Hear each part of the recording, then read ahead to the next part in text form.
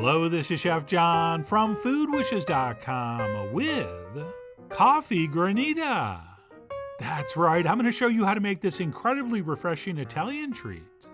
And I'm not saying this is the best frozen dessert ever, and I'm not saying this is the best coffee dessert ever, but this just might be the best frozen coffee dessert ever.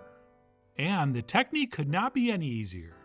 Okay, if you can set a timer and stir something with a fork for a few seconds, you can make a world-class granita. So with that, let's go ahead and get started by transferring some nice freshly brewed coffee into a bowl. And pretty much any kind of coffee is going to work for this. All right, a drip coffee or espresso, or even our famous cold brew coffee would work perfectly for this. But no matter what style of the brew, I think we want something nice and strong. And then to this we will add one optional ingredient, which would be a couple tablespoons of coffee liqueur, which I do think makes this more delicious. But if you can't or don't want to use it, it's still going to be amazing without it, so don't stress. And then last but not least, we'll toss in a pinch of sugar, at which point we'll take a whisk, and we will mix this until that sugar dissolves, which is going to happen quickly if our coffee is still warm. But if we did do a cold brew, which I might have, or use leftover coffee, make sure you stir this for a few minutes until that sugar is dissolved. And that's it once that sugar has been mixed in. And whoever's watching has been hypnotized by that spinning foam. Buy a t-shirt, must buy t-shirt. We will pour this into some kind of casserole or baking dish. All right, 8 by 12, 9 by 13, something in that range. At which point we're going to begin the freezing and the forking. So make sure you got a nice big space cleared out in your freezer, because what we'll do is transfer this in very carefully uncovered. And we will freeze that for about an hour and 15 minutes. Or until it just starts to freeze and get slushy around the outside.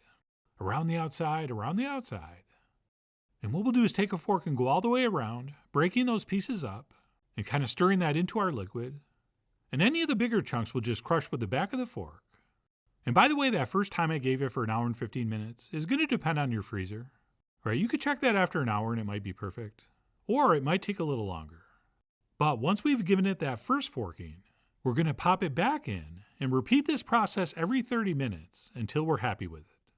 And every time we do this, our mixture is going to get thicker and slushier and icier until eventually we get it to the perfect texture, as of course determined by you. I mean, you are after all the jefe of your frozen cafe. And if you want to enjoy it very slushy and barely frozen, go for it. But the more times this gets forked, the lighter and more crystallized and more granular it's going to be.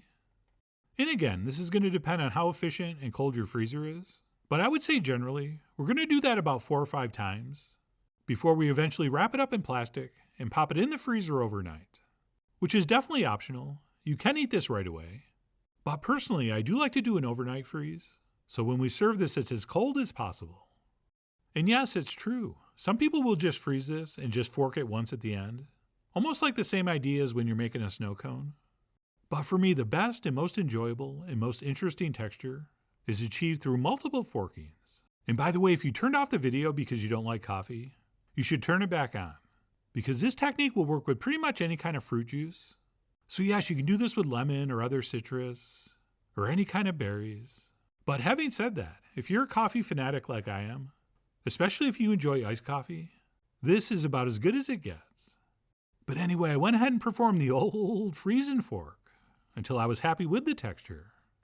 And once my mixture was looking like a beautiful dish of coffee-colored snow, I decided to stop and wrap it up and pop it in the fridge overnight. And then the next day I went ahead and pulled it out and served some up, which I really think we should do in some kind of clear glass, so people get to see all that gorgeous crystallization. And believe me when I tell you, this stuff is great served plain, but if you're able to garnish the top with a little bit of sweetened whipped cream, to me that takes us up to a whole other level.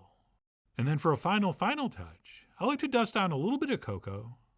And of course we could do the same thing with a little pinch of coffee, or maybe some shaved dark chocolate. And that's it. After taking a few pictures, I grabbed a spoon and went in for a taste. And that, my friends, is just an absolutely perfect hot weather dessert, or snack, or breakfast. All right, I hear that my friends in Sicily will enjoy this in the morning. Or I served in a big glass with a splash of cream, and they serve it with a nice roll, similar to a brioche. And yes, that sounds like a really nice way to start the day. And I guess it depends on how hot it is. But I'm always shocked at how slowly this does melt. Okay, I think it's all those little air pockets between the ice crystals, which sort of insulates it. Okay, it's like those snowbanks back east that you see on the side of the road, and they're still there at the end of a 75-degree day. Although I'm not really sure why I told you that. Once you stick a spoon in this, there's little to no chance this lasts any longer than like 10 minutes.